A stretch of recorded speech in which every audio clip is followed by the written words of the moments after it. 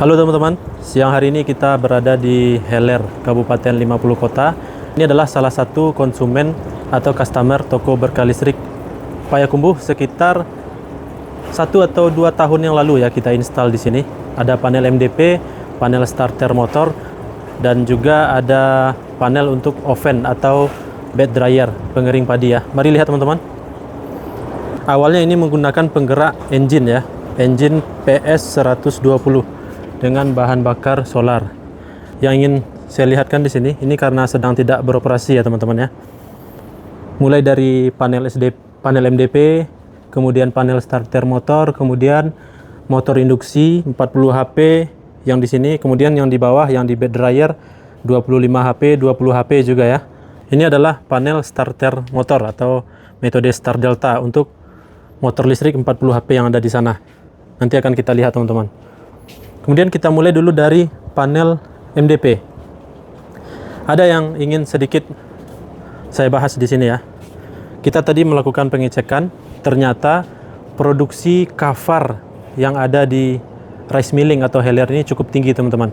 Ketika kita kalkulasikan dengan total KWH dengan pengukuran yang ada di power meter digital yang ada di belakang sana, yang di panel MDP, itu sudah menyentuh angka 87%.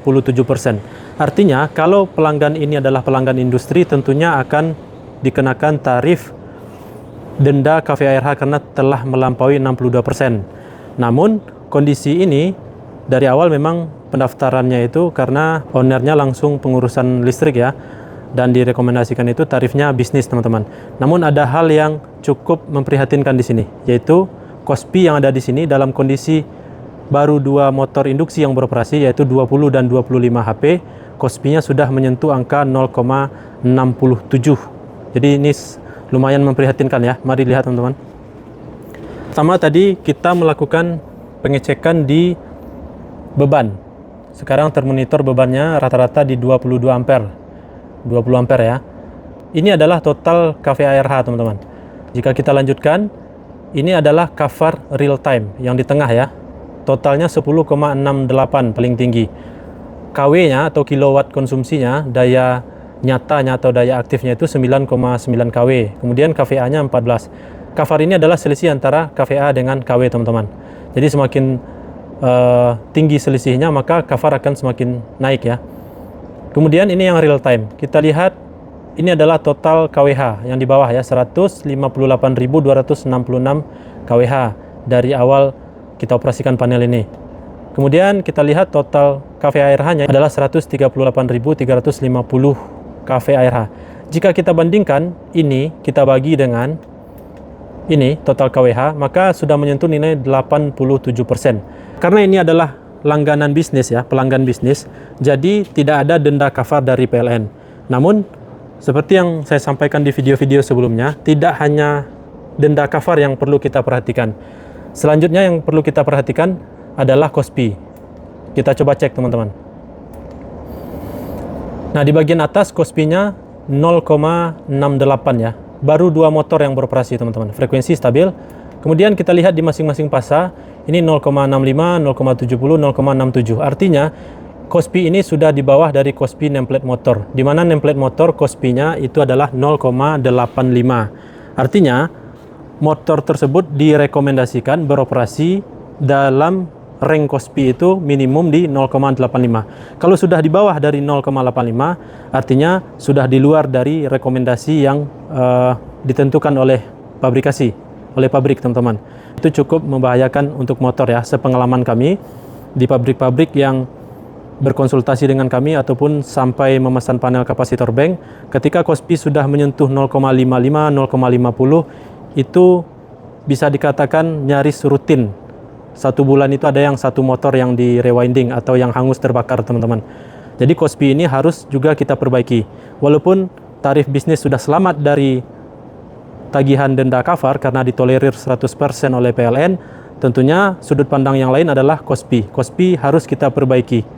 Minimal 0,85 teman-teman. Jadi ini akan kita komunikasikan dengan owner, kita akan bicarakan apakah ini akan dirubah ke tarif industri. Tentunya kita harus siap dengan panel kapasitor bank untuk mengkoreksi kafar yang ditimbulkan akibat beban induktif teman-teman. Jadi ada plus minus ya.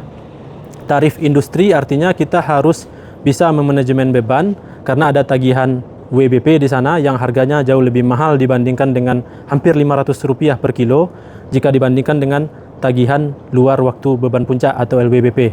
Jamnya, kalau saya tidak salah itu dari pukul 17 atau 5 sore sampai pukul 23 atau pukul 11 malam teman-teman.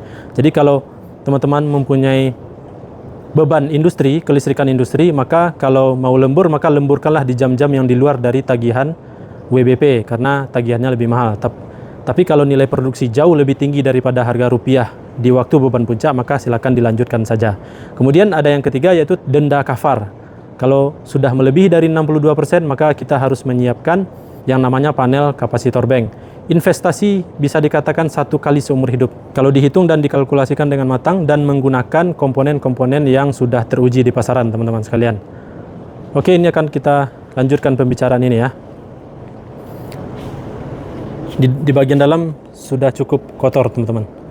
Sepertinya ini butuh maintenance. Harus kita bersihkan. Ya. Nah, di sini sudah digerogoti oleh Spiderman. Dan karena ada debu jadi nempel di sana teman-teman.